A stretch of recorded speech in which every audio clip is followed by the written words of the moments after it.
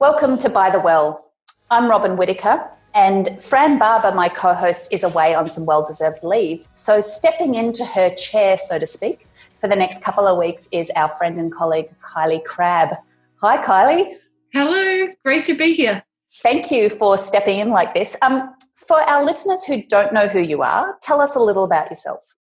Sure. I'm a minister in the Uniting Church in Australia, and I'm a New Testament scholar. I work as a senior research fellow at Australian Catholic University in Melbourne, and work on various bits and pieces, kinds of things, often on Luke and Acts or other parts of the New Testament. And at the moment, I'm particularly working on a project to do with disability in early Christian literature. So a range of things, fun stuff. Yes. And I'm really excited to talk about these texts today. It's great. Yes, we've got some meaty texts. And we should just say to listeners, we're sorry, we're still in lockdown here in Melbourne. So we're using Zoom. The sound quality isn't quite as good as usual, but hopefully you can still hear us. So today we're in the 19th Sunday after Pentecost, and the readings we'll be covering in this podcast are Exodus 32 verses 1 to 14 and Matthew 22, 1 to 14. So Kylie, let's begin with the gospel reading with Matthew 22. Give us some context. What's going on here in Matthew? Where are we up to? Yeah, fab. So like if you may have been following on the readings through Matthew in recent weeks. So this is a parable that we have today. You may know it as the parable of the wedding banquet or something like this. And it follows on from a couple of other parables that we talked about last week, parable of the two sons and of the wicked tenants. So there are actually quite a few little connections of words and ideas across these texts. Yeah, and they're all parables about the kingdom or the kingdom of heaven, yes, which is Matthew's preferred way to talk about the kingdom, not kingdom of God. Do we find this parable anywhere else? Yes, yeah, we do. And I think this is a funny thing about encountering it in Matthew. This may just be that I spend more time in Luke, but I think I'm not alone in finding this parable to be like a bit odd in Matthew. It's more familiar to us in Luke, the way that it kind of follows on this kind of long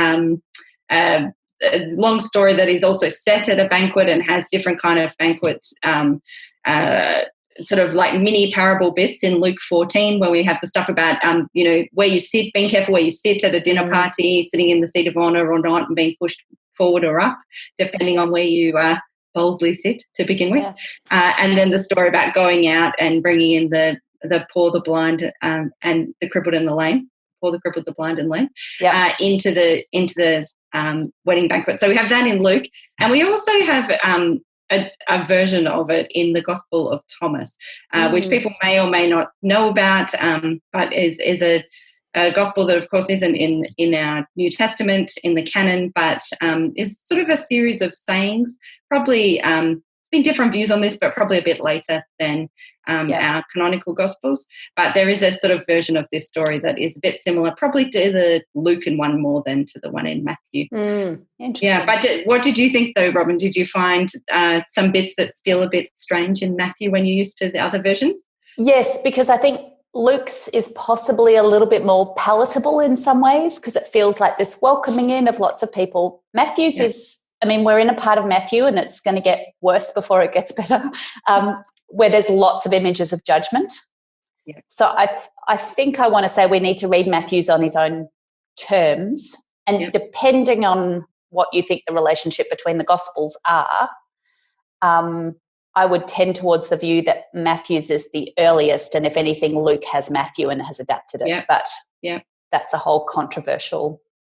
There's a question there, right? And whether it might be that there are even from really early on in church tradition, people noticed how different these stories were and started to wonder if they were different kind of stories that Jesus told at different times.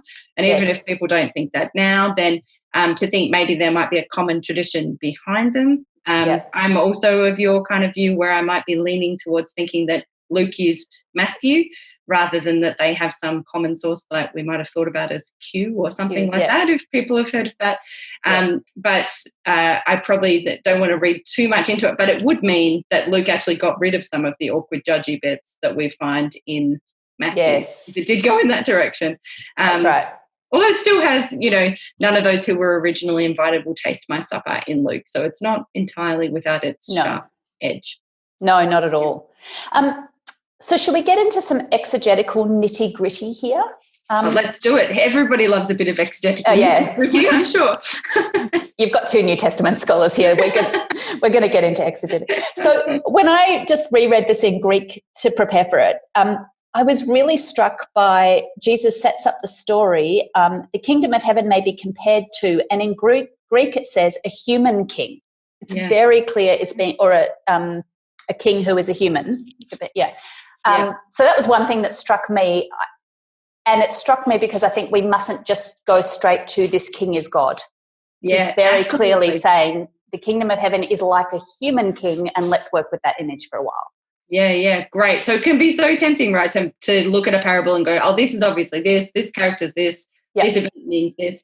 And there has been loads of debate in New Testament scholarship about how to read parables, and some of them are a bit different from other ones, but to not just jump into assuming that each thing has an analog, and especially these kind of like bizarre characters like this king character, to think maybe it's not God. It might be making a different point. Yes, and if it's a human king, I don't want to jump ahead too much, but it gives us the freedom to say, is even the king behaving ethically? Like we don't have to defend the king's actions as just, and we can kind of throw the whole parable open. But what else did you notice? Yeah, fantastic. What else did I notice? I noticed a few things. Let me think. Well, one of them is that we noticed kind of maybe right from early on. You'll see in your English translations that it always says servant. You sent the servants out to do something, but actually they're douloi. They're slaves. And so there's not to make a huge other point in terms of the story about that, but to just remind us how different this world is, and to not kind of paper over the cracks here and think that they are assuming slavery in this story. That's part of the world and what's happening. It's normal. Yep. Yeah. And by the time we get to the end of the story, actually, we do have someone who is a servant, a steward, really, which is where our word for deacon comes from. Yeah, diakonos. Yeah, exactly. So they're the ones who end up being the bouncers to send the person out who doesn't have the right. Yeah, in verse 13 there. Yeah. Speaking of jumping ahead with the story, I guess one thing I would also say, and I'll switch then to you for other ideas. One thing I noticed was that when they first. The slaves first go and invite the people who've already been invited, because you do like a couple of rounds of invites in a Greco-Roman banquet. So you've got your round of invites, so you're waiting for the next, everything's ready, come on in. I can't remember what the NRSV says. It says something that they didn't come or something, but here it says that they don't want to. They say that they just don't want to come, so they're not interested. Yeah, the NRSV has they make light of it, but actually the Greek is clearer that they're just not interested. Yes. They just don't want to be there, which is one of the absurd parts of the story, right? If we get an invitation from royalty or the prime minister or whatever to come to their child's wedding, it's an honour. And so to just be like, oh, no, I've got to, muck out the stables on my farm today seems like a ridiculous response. And that's one of the first parts of this that is kind of the shocking. Let's not skip over it. Yeah. So you think it's meant to sort of trip the audience up a bit. You're like, hang on, this isn't what's meant to. Yeah. Well, because you just referred to Greco-Roman banquets. I mean, this is relying on a whole lot of assumed cultural things around how weddings work, how benefaction works with the power play of a king and who would send slaves. And so then there's a number of points where people behave in the most absurd way, and one of them is to simply ignore the invitation. And the second one, to jump ahead, is second round is to actually kill the people who bring the invitation. I mean, that is getting a bit over the top here. Yeah. I mean, that is just absurd, and there's no reason given. It's absolutely illogical that you would even do that. So there's a thing, right, about the genre of this, like these parables, they're telling us this over the top stuff.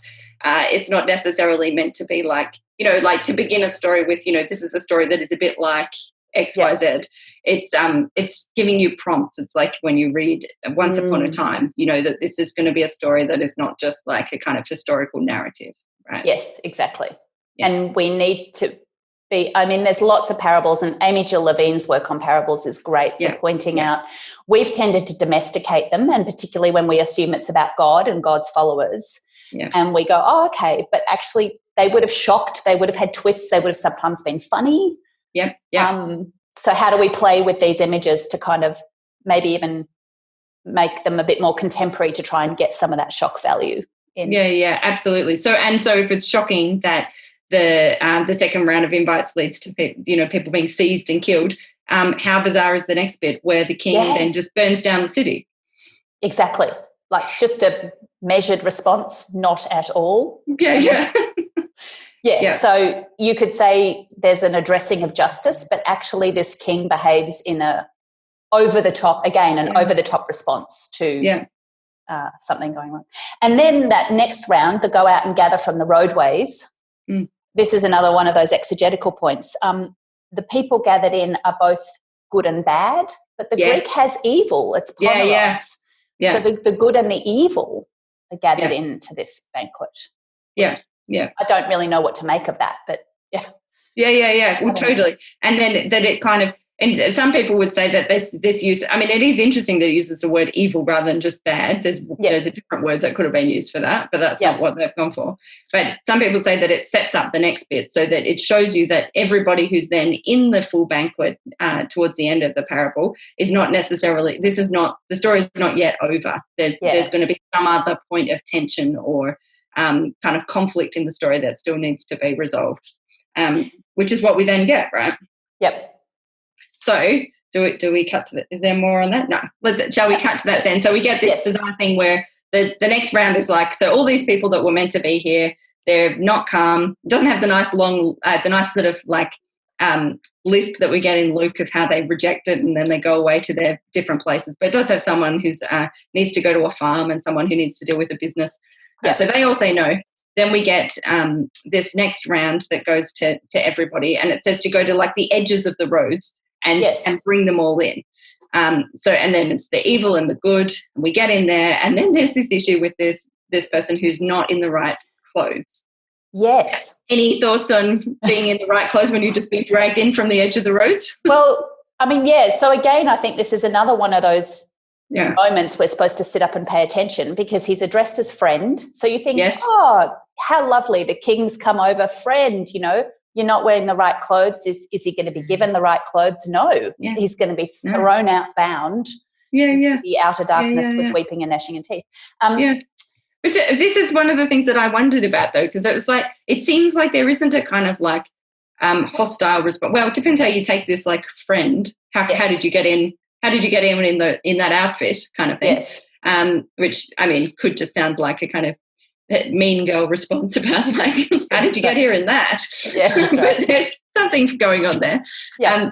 But then there's this moment where, I don't know, when I read it through in the Greek, I was like, could something else have happened here? Like, we have this thing where then the person, it says it in the passive, he's silenced. Yes. He's silence. Who's silencing this guy? Is it the question from the king and he just kind of like fails to respond? Was there an opportunity there where he could have said, man, I was so pleased to get the invite that I didn't like stop for a change of outfit, pass go. I just went straight here. And that's because I'm so pleased to have me, for you to have me. Thanks for being here. I'm really enjoying it. And could the story have ended differently? Or is it that, there's something else going on and this guy who's in the wrong outfit was never going to kind of step up to the plate, or how would we think of it? But then it gets super harsh. It uses the language that Matthew uses elsewhere, being cast into the outer darkness when he's having already been bound by foot and hand. I had a question about whether there really was two stages in the interaction with the king there, or if it was already kind of setting up for this kind of eviction. Not sure. Yeah, and I mean, I don't really know, but my sense is if we let the parable as a whole kind of wash over us, it goes to what you were saying earlier about, we've got these different groups of people called, but none of them quite get it right. Yes. And it does remind me of last week's parable with the two sons, where, there's the son who says, yes, I'll do it, but doesn't. and the other one who says no but does do the right thing. And we tend to think, oh, well, you know, that one's come good. But in fact, neither of them get it right. And so there's part of me that wonders if these kingdom of heaven parables in this part of Matthew are, I mean, in their context, it's definitely designed as part of the conflict between Jesus and the other Jewish leaders. So there is a polemic to it. But at the end of the day, no one gets it right. So there's also a general warning, even to Matthew's community or to non-Jewish leaders, that you might think you're in, but actually no one comes into the kingdom of heaven perfect or, or free of divine judgment. Now, I don't know whether we need to look further for where the good news and the grace is in that. And it's probably in the everyone being gathered in and given the opportunity. But actually there's... So I guess the parable invited me in thinking how you might preach on this if we turn to that. You know, I wonder if no one in this parable actually behaves well, including the king. And therefore we're supposed to see it as, I don't know if it's supposed to be irony or whether it's supposed to just invite us to think, well, what would a good king look like and what would an appropriate response be? And an appropriate response, at least, would be to welcome the invitation and to come prepared. I don't know. What do you think? Yeah, well, and totally. And it makes me wonder about, and on the one level, like we're saying, it's a kind of unreasonable kind of preparation. The example of the clothing is unreasonable in this context about that being the appropriate kind of preparation. But maybe it does prompt us to wonder, like, what is the right kind of preparation in this kind of setting? I do think it's interesting that there's these two stages and that even in the second stage when the banquet, we're told that the wedding is full.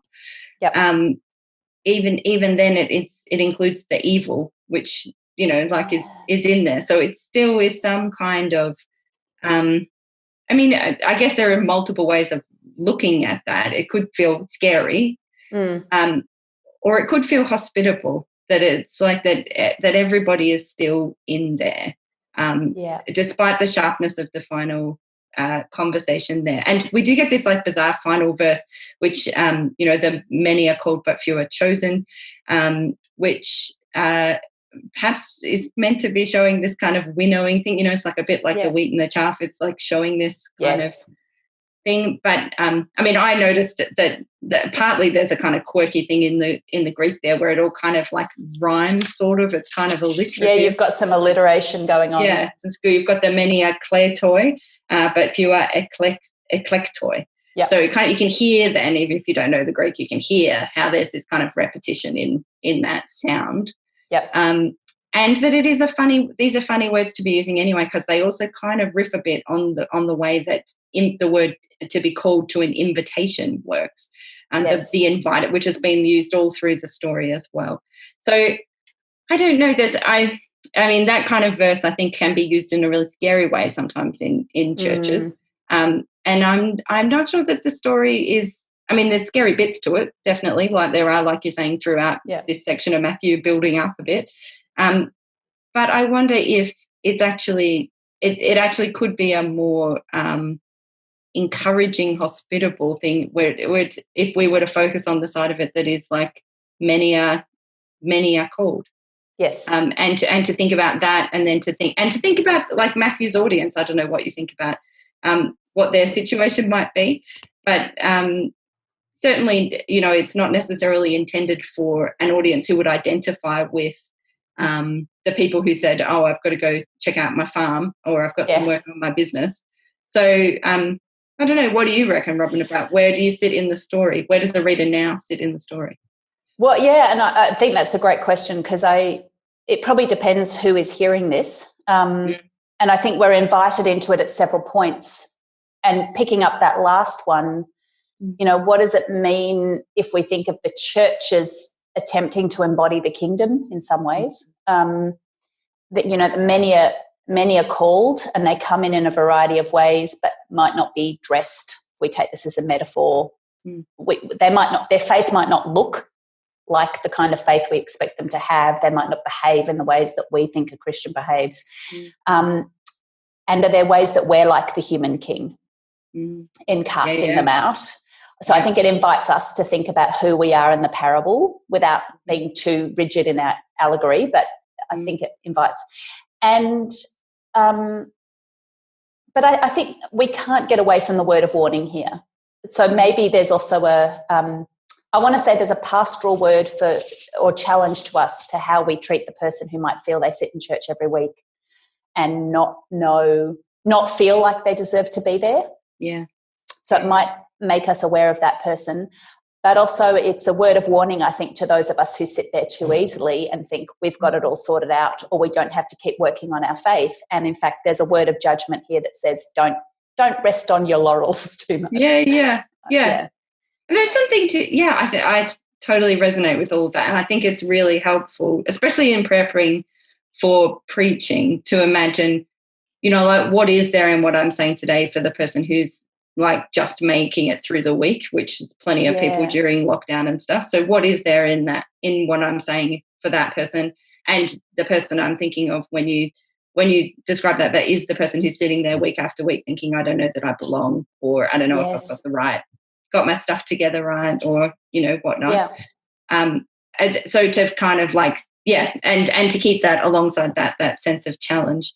I guess the other part of it is to think of this as being, this is a kind of, it's a somewhat traditional setting for a story like this, this idea of a banquet, not just a banquet, but a wedding banquet. And so we get also in our biblical texts other examples of this as an eschatological banquet. But I don't know, I guess part of what I'm struck by when you say about like us as the behaving like the king is on what authority do we throw someone out partway through the party? Like it's not the end of the conversation yet. So actually all of the evil and the good are meant to be all in here, and we might all be somewhere on that spectrum really. So how we make it a place of hospitality as well as challenge. No, I agree. I think we need to turn to Exodus, however, because we're running out of time. For those who might preach on the Philippians 4 passage for this week, just a reminder, I recorded a podcast with Sean Winter, who's a Philippians scholar. That's episode A145, and you can listen to us talk about Philippians there. Yeah, good. And so turning to Exodus then, Robin, can you fill us in a bit on where are we at in Exodus? It's a big jump from where we were at kind of last time we looked at Exodus in the lectionary. So what's happened and what's going on? Yeah, we've jumped forward 12 chapters from the 10 Commandments in Exodus 20, and now we're still at Sinai, but there's been a lot of law narrated and given in between, including instructions, which I think this is quite important for understanding liturgically, what's going on here. Including instructions for building the tabernacle where God will live, and that there'll be an altar and priests will be consecrated. And we're going to see that immediately twisted in this passage. Speaking of nobody quite getting it right in some of our stories, there's going to be a little bit more of not quite getting it right. Exactly. Right? But I want to suggest that I think we think of this as a story of idolatry, but I'm not sure it's quite that obvious, is my first point. And I think, too, just picking up the Matthew thread, I do quite like this pairing in the lectionary because so many in the church still live with that heresy that the God of the Old Testament is judgmental and wrathful and the God of the New Testament is all love and rainbows. And here we have a God who forgives, which is actually in the Hebrew text. Text. So let's just remember that. Yeah, that's good. Good. But Moses has been up the mountain for 40 days and nights, so our passage starts with Moses lagged, is Robert Alter's translation. Moses lagged in coming down from the mountain, and so the people are worried, And Aaron is a funny character because he's the people pleaser in the story. They say, "Come, we want to make gods," and he's just like, "Well, give me your jewelry." And then later on, when he retells the story, which is beyond our passage in the lectionary, retells the story to Moses, he's kind of like, I threw the gold into the fire and out came a calf. Like, I didn't really have too much to do with it. It just kind of happened. So again, it's a funny story. But Yeah, let me just say, I think the ambiguity in it comes in verses 4 and 5, where they make the golden calf. But I think Aaron here plays an interesting role because, and the NRSV probably has in verse 4, these are your gods, O Israel. But we could also translate this as this is your God, because the Elohim is usually translated as singular for God. Yes. Yeah. Who brought you up from the land of Egypt. So the God who brought you up from the land of Egypt will be repeated about 5 times in different people's mouths in this passage. That is the core identity of God. And Aaron is actually connecting that God to this golden calf. So a number of Old Testament scholars now talk about the sin here is not idolatry, that they made an image of another God. The sin is that they tried to make an image of their God who brought them out of Egypt, an image of Yahweh, because Aaron will then say again in verse 6, as he builds an altar in front of this golden calf, tomorrow is a festival to the Lord. And when you see the capital Lord, Lord, it's Yahweh in the Hebrew. So this is a festival for Yahweh. He's still making that connection to Yahweh, even with a golden calf. So they've broken the second commandment, not the first. Yes. Like. Yeah. But what we do with that is still a question for preaching. What struck you, but it's Kylie? nice to. I mean, I'm encouraged by that, with the idea though that we don't just jump straight into it being easy to kind of dismiss. Oh, it's just about idolatry. We know how that works. We've got some nice stuff in Pauline literature too that is about stuff to do with idolatry. We're going to just like switch over with that. But in fact, it is about something. I mean, the place that I go to there is that. It makes me think about what are the ways in which we can be, we can sort of slide into ways of describing or imaging God that are kind of similarly like reductive or misleading about the nature of God, and we can become, can become like that. Certain kinds of, I don't know, don't want to get too specific necessarily, but, when we get too hooked into particular kinds of terms or liturgies or things that can become for us the idol itself, but we're claiming we're claiming, or we're pointing to the true God here, but in fact we're kind of leading ourselves astray a bit. I totally agree. I think that is one of the big preaching themes you could take out of this passage, is to do that more contemporary work of there's a sense that the people here want to domesticate God. They want to make something they can see and touch and feel and that's familiar and that assures them that God is present. So in some ways their motivation is not terrible. Yeah. So it's not about judging people's motivation, but that there are lots of ways you could talk about that we in the church today domesticate God or create images of God where we're limiting God to a certain set of images. Pin God down. Yeah. Instead of letting really God be God. Yeah. Interesting. The passage itself has so many other interesting things. Like, I'm interested in what you think about what Moses is doing. And just in how you were describing just before, Robert Alter's translation with this Moses lagged idea. Like, do you think in the text, because I'm thinking about what's going to happen next in the way that Moses is going to advocate for the people when God is all ready to, do the kind of thing that maybe the king in Matthew's going to do. And God changes God's mind because of Moses's action there. But I'm thinking of that and what we might want to say about Moses. But I'm curious about, is there some kind of sense of responsibility in how it's set up? Like, is Moses taking his time? Is Moses is Moses a leader of the people who is, in fact, just enjoying basking in the company of God, which is a wonderful thing to do, but not hearing the call to get back to the people, and they're going off on a bizarre tangent because he lags? Or am I reading too much into the translation? I don't know, but I think that's entirely possible. And certainly that Moses is spending significant and a very biblical amount of time with God, 40 days of nights, right? There's a biblical language for like a really long time. Yes, that's right. And so there is a sense of I wonder if it's about being sympathetic to the people. You can understand why they might feel abandoned. Yeah. And it also shows their confusion again, like Moses is so closely aligned as the one that connects them to God here in perhaps a problematic way. Yeah. As soon as Moses goes away, they want to like find another image for God, another stand-in for God. Yeah. So you could go in all sorts of directions there about way too much dependence on the priest or minister or, Yeah. Well, and a kind of sense of that we're either, I mean, even as I say that stuff about like are we talking about a leader who is too engrossed in their own relationship with God and not coming, like, of course, that is itself far too simplistic and binary than to think about how we can practice the sense of the presence of God in the midst of the people and in the midst of our ministries, so that we are constantly back and forth in that. It's not kind of one or the other, really. Yeah. And I think the other preaching theme out of this, it does invite us to reflect on leadership.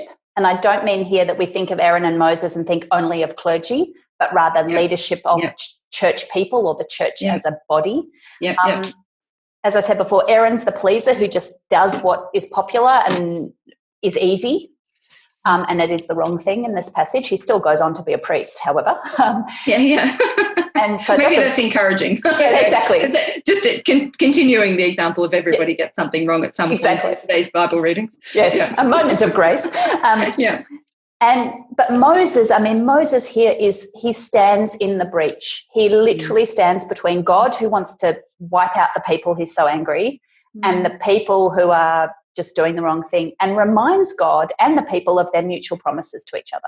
He stands there and reconciles God and the people and says, remember the covenant, and kind of shames God. I mean, we can see the honor, shame, ancient culture here, where part of his argument to God is, what will the Egyptians say that you brought your people out and then just killed them? Like, that's a bad look for a God. And God's like, oh yeah, good point. But, so there's something about Moses, who will go down in the history in the Hebrew Bible as the greatest prophet, as the one who stood in the breach and reminded people of their commitments to God and God's commitment to the people, and ultimately to reconcile. So there's something in that, I think, as well. Absolutely. I think that actually is a beautiful thing to sit with for the week, and not just in the role, as you say, as the role of clergy, but in the name of the church. How do we, as the people of the church, stand in that position and remind ourselves as a community and in conversation with God of our mutual promises. That's great. Well, thank you, Kylie, for stepping in as co-host today. It's been great having a conversation with you. Yeah, absolutely. My pleasure. It's wonderful. So to finish up then, By the Well is brought to you by Pilgrim Theological College, the Uniting Church in Australia, and produced by Adrian Jackson. Thanks for listening. Until next time.